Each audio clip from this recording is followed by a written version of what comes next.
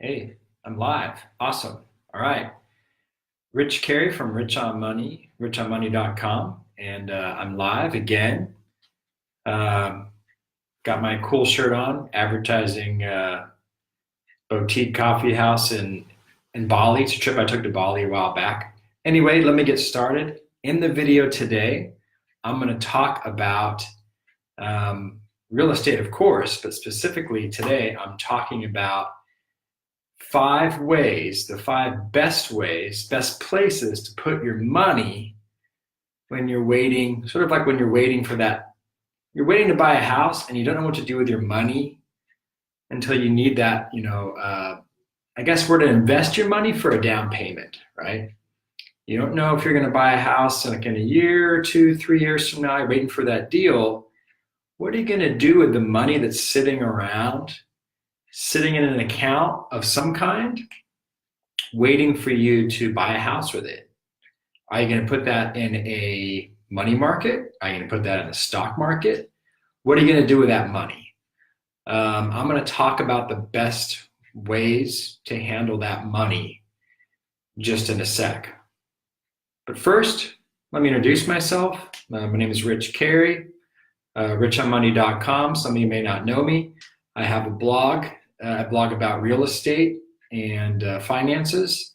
I blog about doing responsible real estate responsibly with sort of a financial independence mindset. The interesting thing about my financial and sort of real estate career is that I have managed to purchase 20 homes debt-free over the past 18 years in the military, even though I have been living mostly overseas. So that's long-distance real estate investing. I've somehow figured out a way to make that work. Today, if you're sort of listening on this and you're enjoying it, I encourage you to give me a thumbs up, the heart, the wow, give me some encouragement, leave a comment, let me know kind of where you're listening from and maybe what your situation is with real estate. I would really love that. Also, if you could if you want to tag somebody that might benefit from this, please do that. That would really help me out. If you're listening to this on YouTube, also a thumbs up or a subscribe would be totally awesome. That's it. I want to dive in. I want to dive into today's subject. I'm going to give you 5 different ways to invest your money when you have a down payment and you're trying to figure out a smart way to let that money grow and not just sit there doing nothing, losing to inflation. 5 different ways. That's not all of the different ways, but that's the 5 that I think are worth addressing.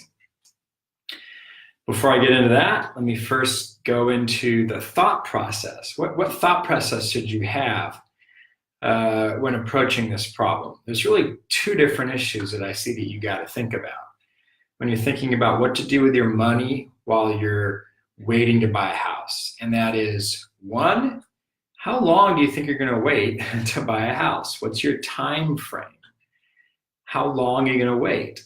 If you're like positive that you're going to buy a house in 6 months or less than a year, then you really might want to be more careful with that down payment. You might want to be a little more conservative with it, more like keeping it in something very liquid for sure. That's the first part. Not a guarantee, but just an idea. The second part that you'll want to think about is risk tolerance. How much risk can you stomach? Could you fathom a situation where you have a down payment of $60,000 and you're about to go buy a property and that $60,000 gets reduced by 20 or 30% in a few days because of a volatile market? Is that something that you could live with? Because that's a risk that you might have to take to make a lot of money by putting it in the stock market. But conversely, you could lose a lot of money. So you've got 2 different things: time frame and risk tolerance. And that kind of goes into all the 5 different things that we're analyzing today. So let's get started. By the way, again, if you're liking this, if this is helpful, give me a little happy face, heart. I don't know why I'm doing this with my hands. I look stupid. The wow, comment, tag somebody, thumbs up. make me happy, make me feel good. Awesome. Treasury bills. All right. Treasury bills. Treasury bills are like super, super safe. You can't be safer than treasury bills, people say, so far. Treasury bills are backed by the full faith and credit of the US government. People love to say that. America, go America. But you're not going to make a ton of money. In fact, you might even make less than, I guess people would say, like what, inflation is like, through 2 or 3% a year. What you're going to make in a treasury bill is probably not very much money, maybe 2%, maybe less than 2%.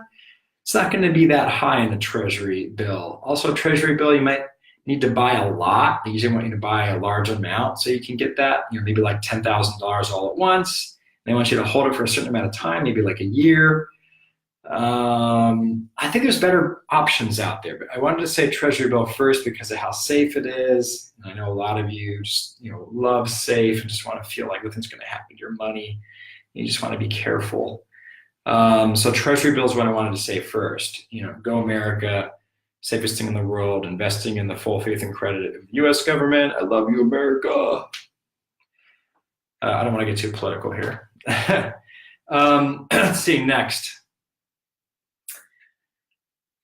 You probably could do better with a high yield online savings account, right?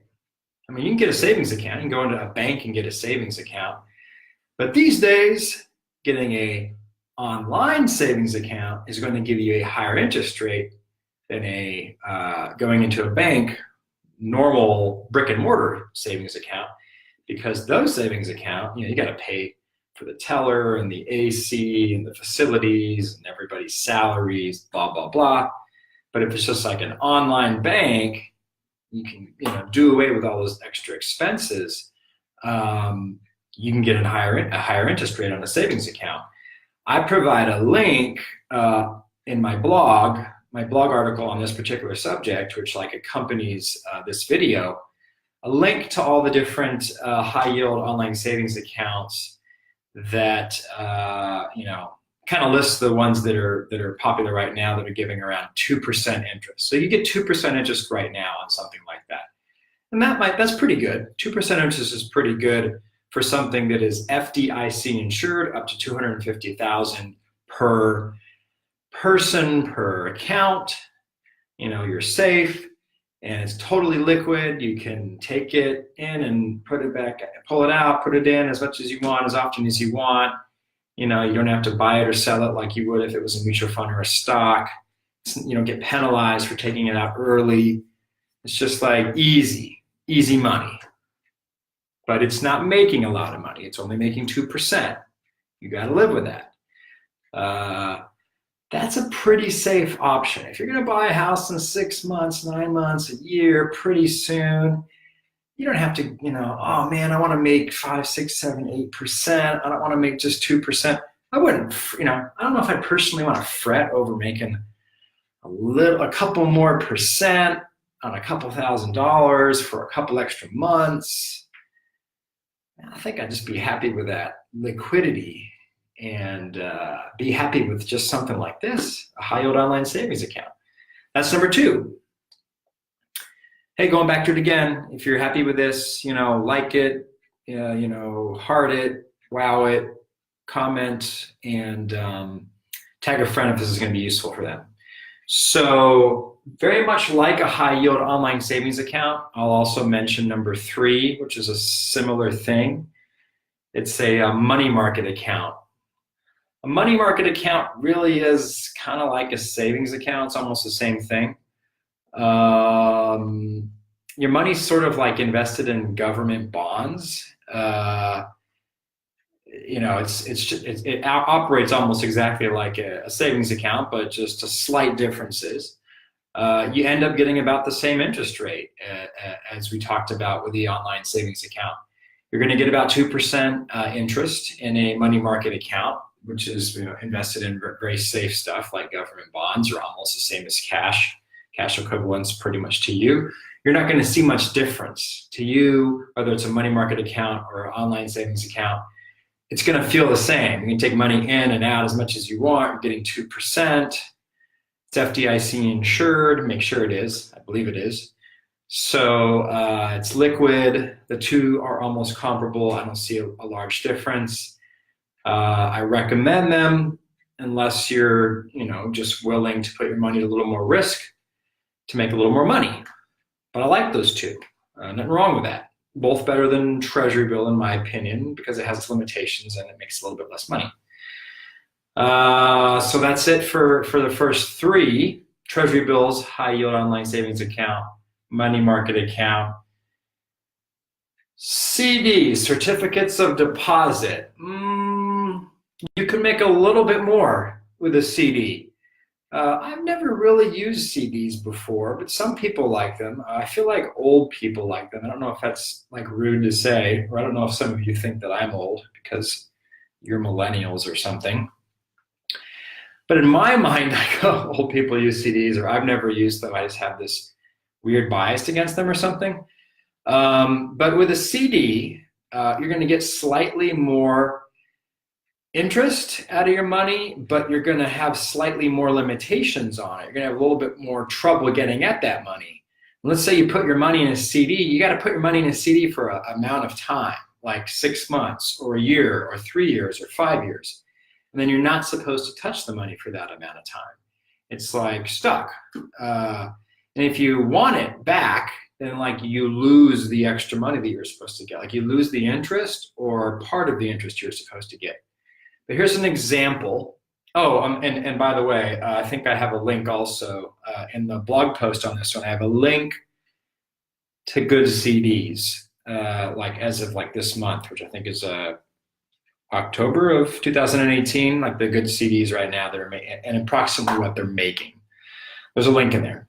But a CD, if these accounts are making 2% right now, these savings account, then a CD where you put your money in for 1 year is making like 2.5%. But you can't get at it for a year, and you're getting only a 0.5% over a liquid account like a savings account.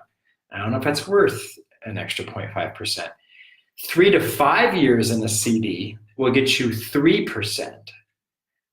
So 3 to 5 years locked up gives you 1 extra percent over a savings account or a mutual fund account, or not mutual fund, a savings account or a money market account. I don't know that that's good enough to lock it up for that long.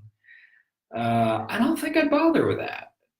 Again, that's just like me making like a judgment for you, but I mean, you can weigh these facts and make the judgment for yourself. You're a big boy or a big girl or whatever, you'll figure it out. CDs, I don't know. I'm not a huge fan, but maybe it works for you. Maybe it's like this great middle ground. It's definitely the middle ground of what I'm talking about today, because there's savings accounts, money market accounts, CDs in the middle, and then I go to brokerage accounts, or essentially like investments, having your money in stocks, having it in mutual funds, having it locked up in an investment where it could make a lot of money or lose a lot of money. And that's like what people want. They're like, oh, the market's been making, 7-8% on average. So that's what I want to do with my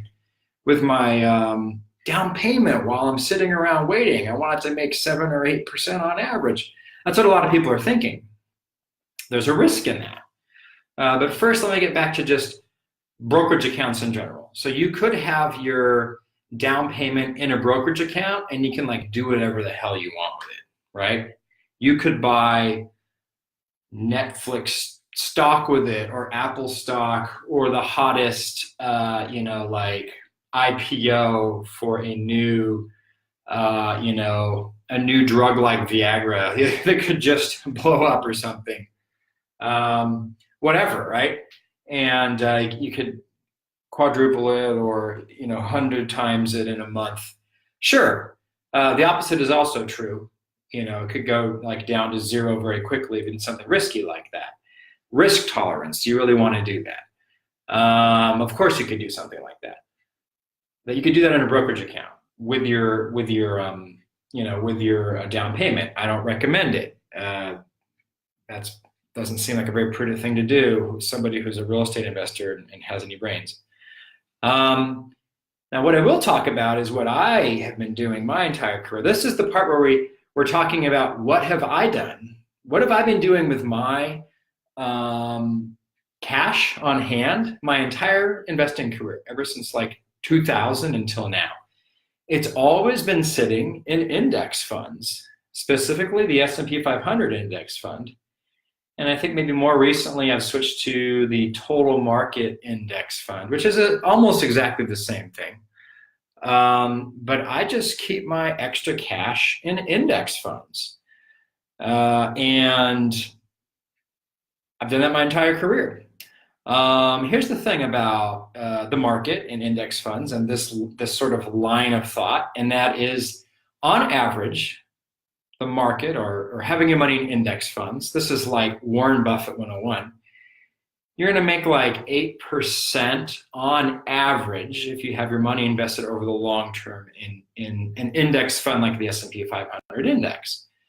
And so I've done so, and on average, from 2000 until now, I've done better than I would have, in these other methods like Treasury Bills, online savings account, money market accounts. If I would have done those things, I would have made less money than the way I did it, which was keep everything in index funds. And then as I wanted to buy a house, sell those index funds, take my profits, pay my taxes on them, and like buy a house. I lost a lot of money in 2001, which didn't really matter because I only had invested $4,000 at that point, and it went down to 2,000. And I lost a lot of money in 2008 when the market tanked. But I just waited for it to recover a few years later, and I was fine in the long run. On average, though, I still came out ahead throughout my entire career. And that is what I have done. I think that the index fund method has worked for me, but you got to have a high risk tolerance. You got to be willing to see a bank, your sort of account drop, and then not freak out and hopefully not sell and just leave the money there and wait a few years for it to come back up again. And that's what you have to do when you're going to use the index fund or brokerage account method to lock up your down payment. Maybe you're just going to not touch that money for a while, not buy a house. If you just happen to run into a 2001 or 2008 market situation around the time that you want to buy a house. It's risk tolerance, and it's how bad did you need to buy that house at that time. I'll also say, and I talk about this in the blog post that accompanies this video, which is the first time I've ever done this before. How much risk can you take?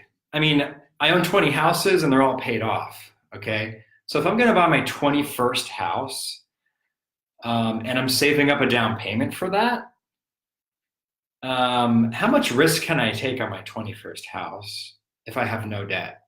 I can take a lot of risk. If I were to lose the entire thing, I would have 20 houses instead of 21. And I don't think my life would be largely different.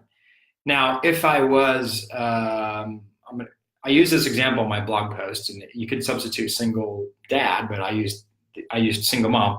Let's say you're a single mom raising 3 kids on your own, working 3 jobs, and you're scraping together the first down payment of your life to buy the house that's going to pull you out of poverty. Should you be putting that down payment at risk? Should you be investing it in index funds, or should you be leaving it in a money market account making 2%? I wouldn't argue that maybe it should be in the money market making 2%, and that you don't want to worry so much about maximizing, can I get 8% or 2% out of this down payment?